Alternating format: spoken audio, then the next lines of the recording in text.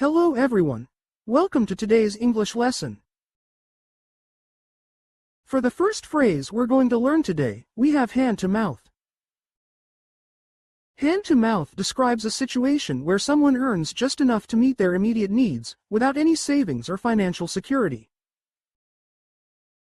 Stay tuned, because we'll dive into a practical conversation that shows how to use this phrase in real-life situations.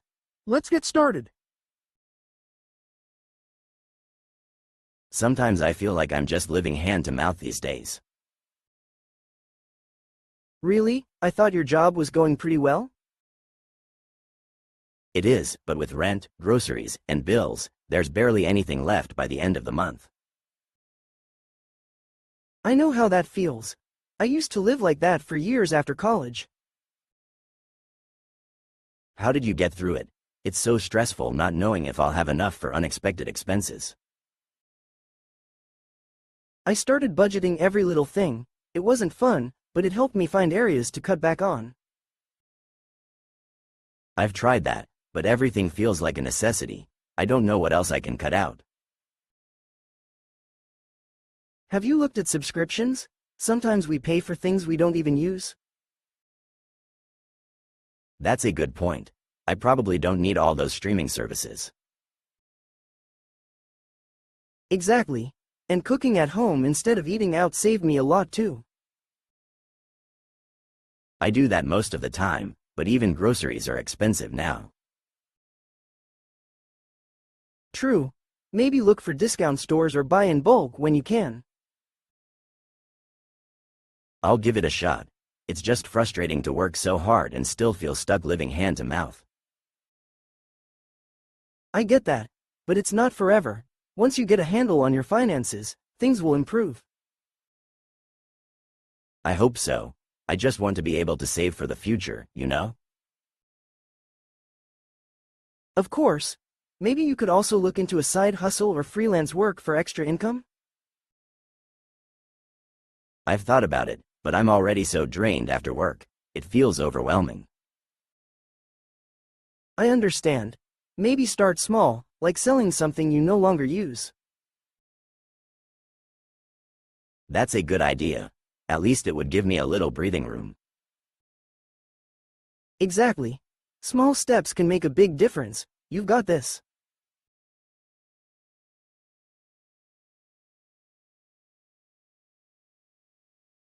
Now, let's switch to the phrase odd fish. An odd fish is someone who behaves in a way that is unusual, quirky, or different from what is considered typical. To understand its usage, take a look at the following example conversation.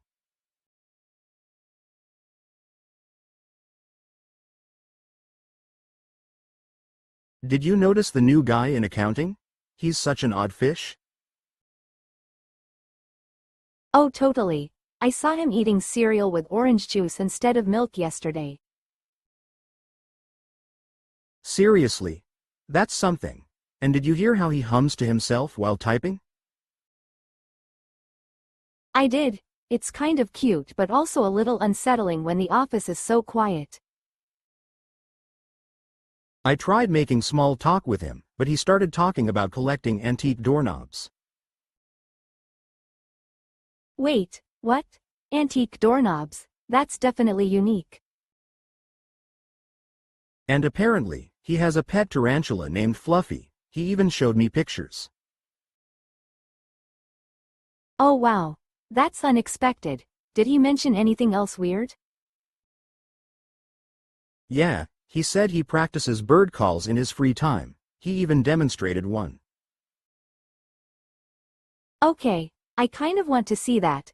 He sounds quirky, but in an oddly charming way. I'll admit, he's interesting, but I can't figure him out. He's like a walking mystery. Maybe he just marches to the beat of his own drum.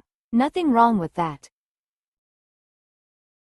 True, but it's hard not to be curious. Like, what's his story?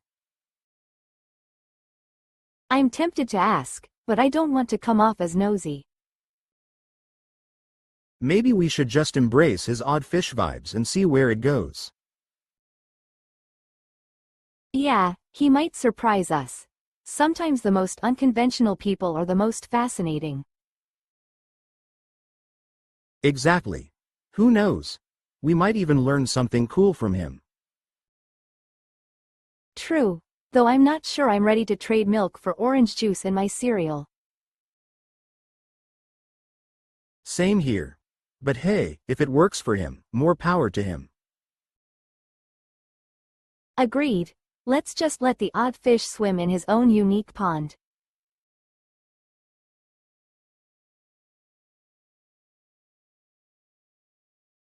Let's explore the phrase, turn in. This versatile phrasal verb can mean going to bed or submitting something, like a report or homework. In the following conversation, you'll see how turn in is used in both contexts. Let's dive into it.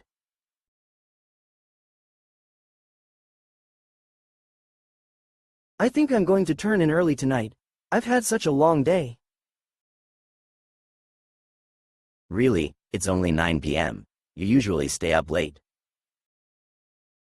I know, but work drained me today. I just need some good sleep. Understandable. What time did you wake up this morning? Around 5 a.m. I had to finish a report before the meeting. Oh wow, no wonder you're tired. Did you at least manage to submit it on time? Yeah, I turned it in just 5 minutes before the deadline. That's cutting it close. How did the boss react? He didn't say much, but I think he was satisfied with the report. Well, that's good. Still, you should pace yourself better next time. I know, I'll try, but you know how things pile up unexpectedly. True. So, are you planning to turn in early every night this week? Maybe, it depends on how tomorrow goes. What's on your schedule for tomorrow? Just another meeting and a few deadlines. Nothing too crazy, I hope.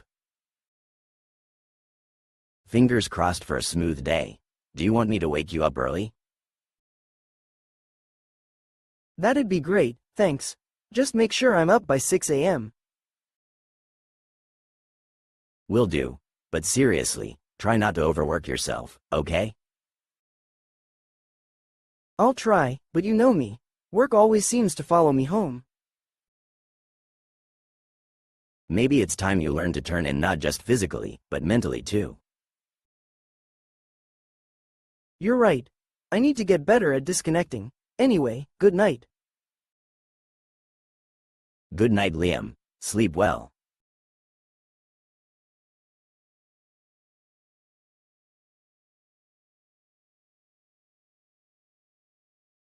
Let's learn the phrase, what a crowd. This expression is commonly used to comment on the size or density of a group of people in a particular place. It often reflects surprise or amazement, either positively or negatively, depending on the tone. For example, if you're at a concert and see a huge turnout, you might say, "What a crowd," to express how impressive the gathering is. Now, let's see an example conversation.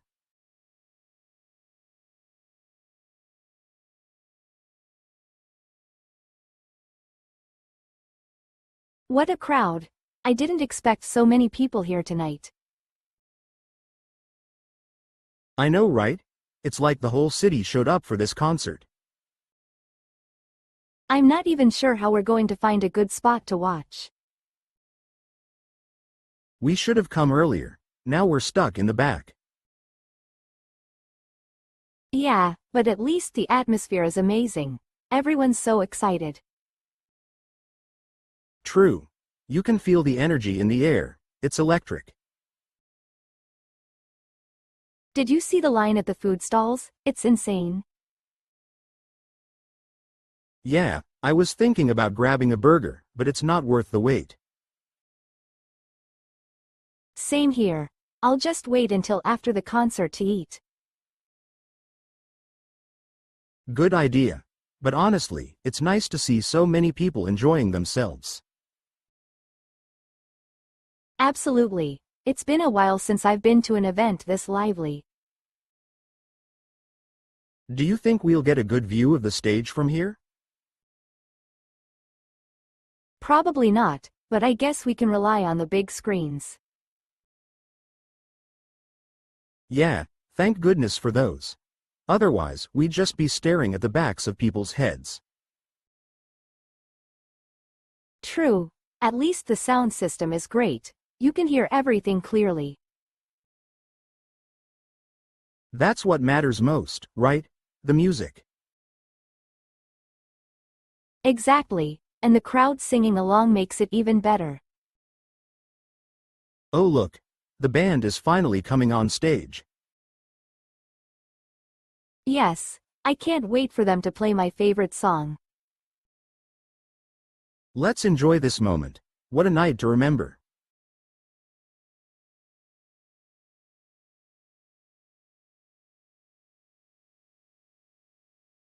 Now, let's learn how to use the phrase on a whim.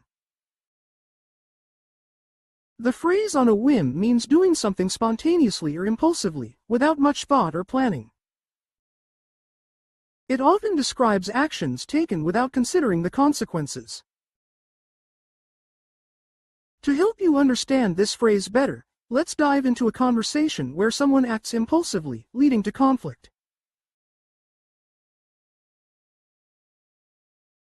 You know, I'm done with this. On a whim, you think it's funny to keep mocking me, but it's not. Whoa, I wasn't trying to hurt you. I was just joking. Joking? Seriously? Every single time you make some snide remark about me, and you call it a joke? I didn't mean for it to come across like that. I thought you knew I wasn't being serious. Well, it doesn't feel that way. Do you even realize how exhausting it is to be your punchline every day? I didn't think it was that bad. I'm sorry if it's upset you. Jake, it's not about if. It has upset me, over and over again. I've told you to stop, but you never listen. I guess I just got carried away. I thought we had that kind of friendship where teasing was okay. Not when it's one-sided. You always target me, and you never take a second to think how it makes me feel. I didn't mean to make you feel small or embarrassed, I swear. But you do, and you never apologize until I blow up like this. Why does it always have to come to this? I'm not trying to push you to this point. I just didn't realize how much it was bothering you. That's the problem. You act on a whim, saying whatever comes to your mind without thinking about the consequences. You're right. I've been careless. I'll stop. I don't want to hurt you like this. I really hope you mean it this time, Jake, because I'm not putting up with it anymore. I mean it. I'll do better. I just didn't think my words were cutting that deep. They are. And if you value our friendship, you'll stop treating me like a joke. I do value our friendship. I'm sorry. I'll work on it, I promise. Good, because I'm tired of feeling like the only one who's trying to make this friendship work.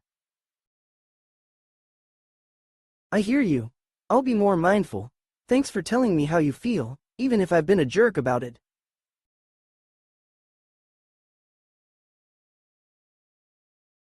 Next, the phrase we're going to learn is keep it real, which means to stay honest, authentic, and true to yourself or others. It's often used in casual conversations to emphasize sincerity and avoiding pretenses. Let's take a look at an example conversation.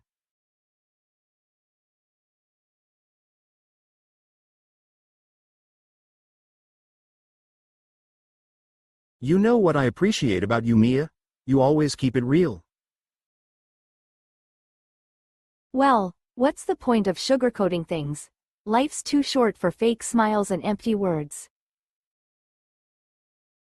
Exactly. That's why I always come to you for advice.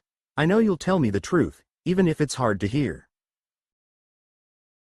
And I always will. So, what's on your mind this time? I'm thinking of quitting my job, but I'm scared of what comes next. If I'm keeping it real, I'd say it's a bold move. But sometimes, bold moves are exactly what you need.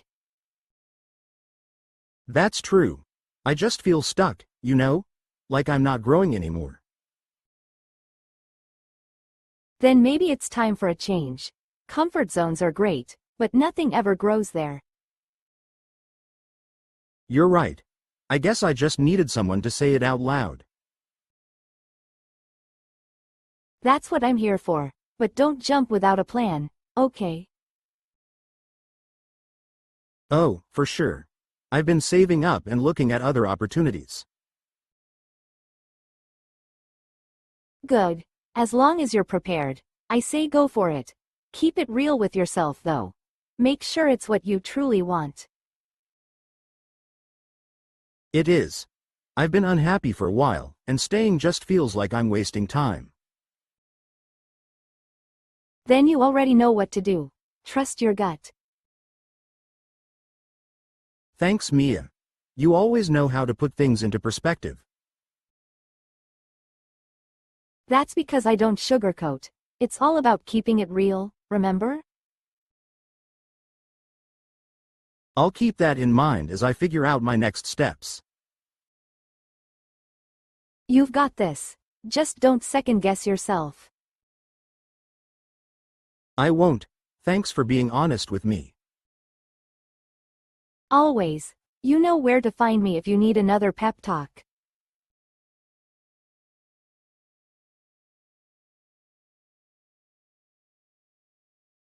The next phrase we're going to learn is get cold feet, which means to feel nervous or hesitant about doing something, especially before a big event or decision. Let's look at an example of how this phrase is used in a conversation to help you understand it better.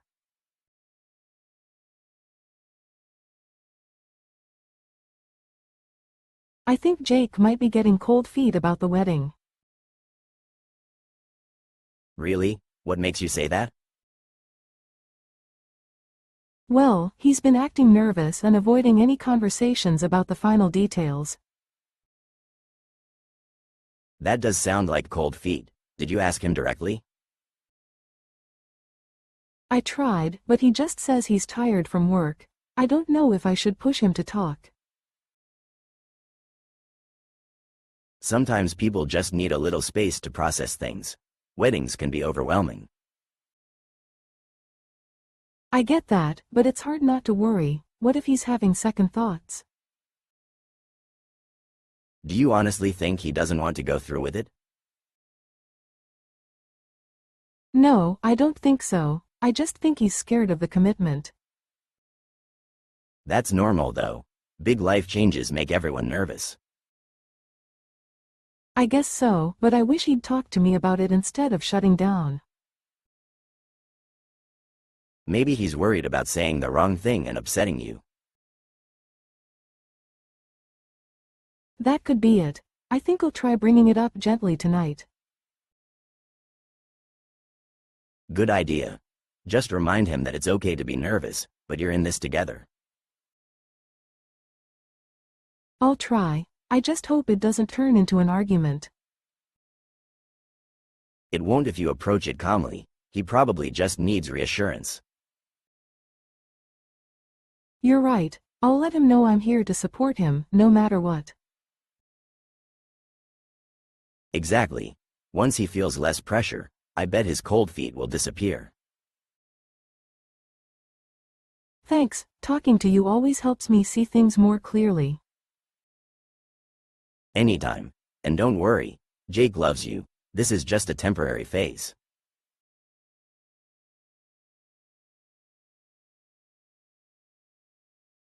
That's all for today's lesson. I hope you found these phrases useful and can start using them in your daily conversations. Don't forget to practice, because the more you use them, the more natural they'll feel. If you enjoyed this video, please give it a like, share it with your friends, and subscribe for more English learning tips. Let me know in the comments which phrase was your favorite or if there's a topic you'd like me to cover next. Thank you for watching, and I'll see you in the next lesson.